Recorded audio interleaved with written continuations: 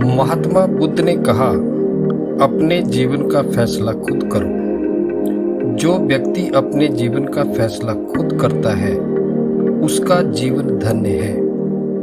जो किसी दूसरे को देखता है और सोचता है कि वो अच्छा बनेगा तो मैं भी अच्छा बनूंगा, वो अच्छा करेगा तो मैं भी अच्छा करूंगा, वो मेरी इज्जत करेगा तो मैं भी उसकी इज्जत करूंगा, उसके जीवन में कोई सुधार नहीं है तो मैं भी वैसा ही करूंगा। अगर तुम किसी को सुधारना चाहता है तो ये सपना देखना बंद कर दे। तू अपने आप को सुधार सकता है, दूसरे को नहीं सुधार सकता। तू खुद को सुधार। अगर किसी ने सुधरना होगा तो वो तुझे देखकर सुधर जाएगा। किसी से तू जरा भी उम्मीद मत रख। किसी से उम्मीद रखने वाला गुलाम बन जाता है।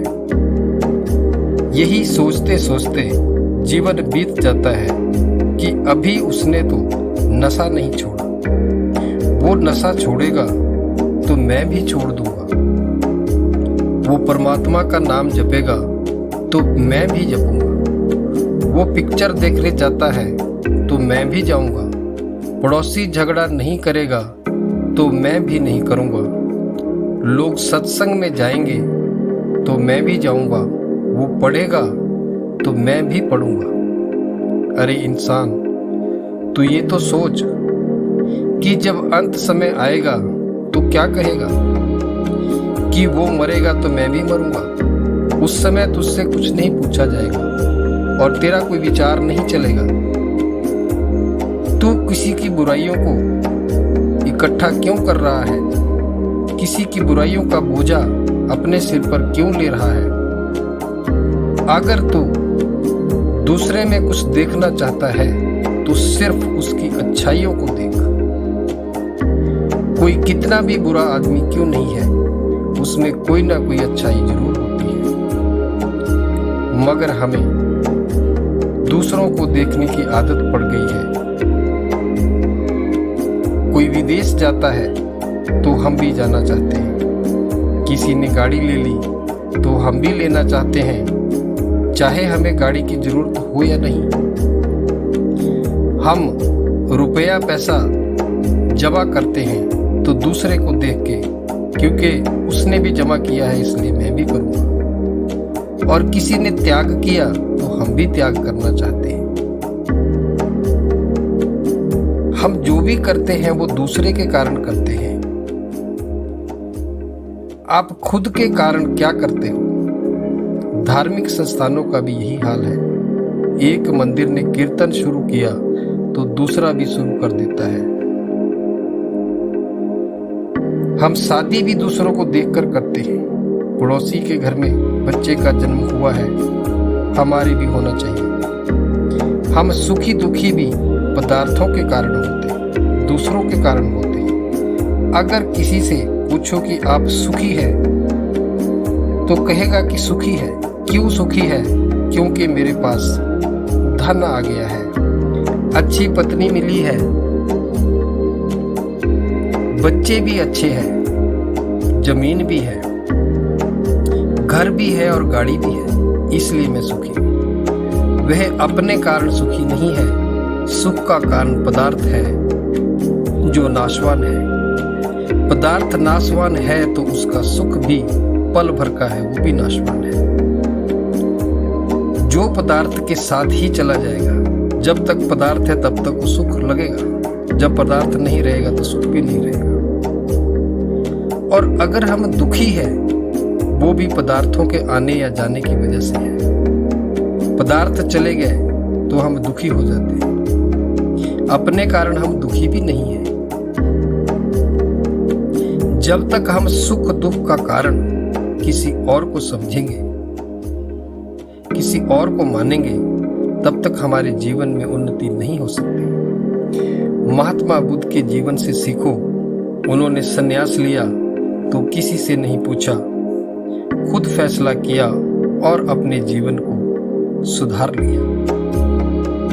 ध्यान भजन सत्कर्म परमात्मा की यात्रा तब शुरू होगी जब ये समझ में आ जाएगा कि हमारे सुख दुख का कारण कोई और नहीं है, जब हम किसी व्यक्ति या वस्तु से सुख की उम्मीद छोड़ देंगे तो परमार्थ की यात्रा शुरू हो जाएगी, जीवन में सुख की शुरुआत हो जाएगी। जब सुख अपने अंदर से पैदा होगा तो एक विशाल वृक्ष के रूप में होगा, एक छोटा सा गुलदस्ता या फूलों का एक बंडल नहीं होगा। बाहरी सुख तो छोटे छोटे फूल टहनियों की तरह है, जबकि अंदर का सुख पूरा बगीचा है। बाहरी सुख पानी के स्रोत की तरह नहीं है, एक घड़े की तरह है। ट्यूबवेल लगा लो तो पानी की कमी खत्म हो जाती है। जब आप परमात्मा से जुड़ जाएंगे तो सारे दुख खत्म हो जाएंगे। सबसे बड़ा दुख जन्म और मरण का है, वो दुख भी समाप्त हो जाएगा जब हम परमात्मा से जुड़ जाएंगे। आप एक बार जरा अकेले होकर दुनिया को भूल जाओ और सोचो कि अकेले होकर आप क्या करेंगे, कितना सोएंगे, कितना घूमेंगे, कितना कमाएंगे, कितना खाएंगे, कितना पढ़ेंगे। मन से पूछो तुझे क्या चाहिए, लेकिन अकेले होना नहीं चाहते। इस दुनिया में, संसार में उलझ कर रहना चाहते हैं।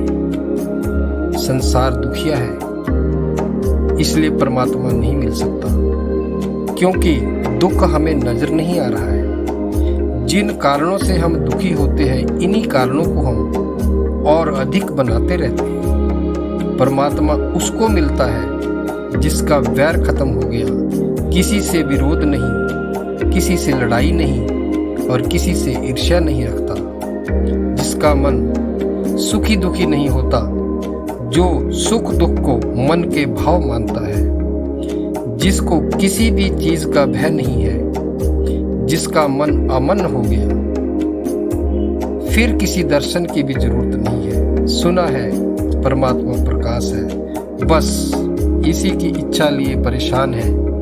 प्रकाश दिख भी गया फिर भी शांति नहीं मिली।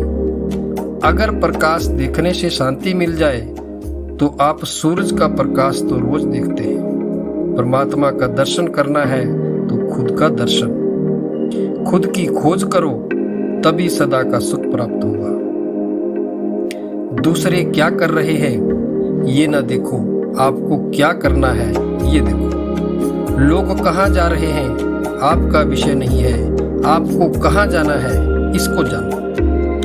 भीड़ गलत रास्ते पर जा रही है तो आप भीड़ को छोड़कर अकेले ही सही रास्ते पर चलना शुरू कर दो।